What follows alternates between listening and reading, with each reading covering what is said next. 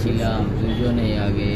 হরে কৃষ্ণ কৃষ্ণ কৃষ্ণ হরে রাম রাম রাম। জয় নিতাই গৌরাঙ্গ গৌরাঙ্গ।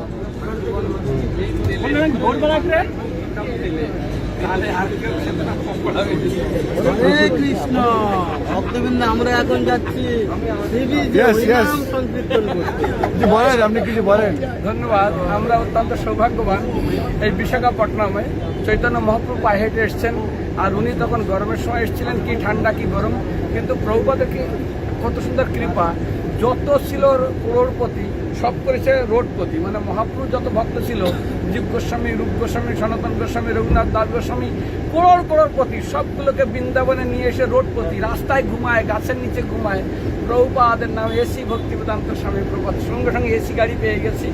আর আমাদের রোডপতিগুলো কোথায় ছিলাম, আমাদের করোড়পতি বানিয়ে বড় বড় বিল্ডিংয়ে থাকতে দিয়েছে। তাই বাড়িতে জীবনে ছাদের নিচে ঘুমায়নি, ছাদে উঠিনি, ইস্কনে এসে যে কি কৃপা পেয়েছি।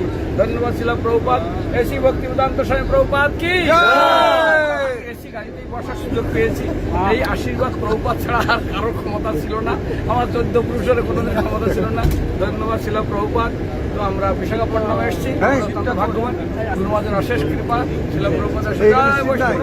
সংঘর্ষ কি ভাগ্য ভালো, আমরা কেন ভাগ্যবান। আজ এখানে যতজন বসে আছেন, আপনাদের হাসি ব্যান্ড করা হয়নি। হাসি ব্যান্ড মানে হাসব্যান্ড, যদি কোনোদিন হবেন হাসব্যান্ড, সারা জীবনে হাসি ব্যান্ড। এই জন্য ভগবান আমাদের হাসি দিয়েছে, এটা কেউ ব্যান্ড করবেন না, দয়া করে হাসতে থাকবেন। হরে কৃষ্ণ।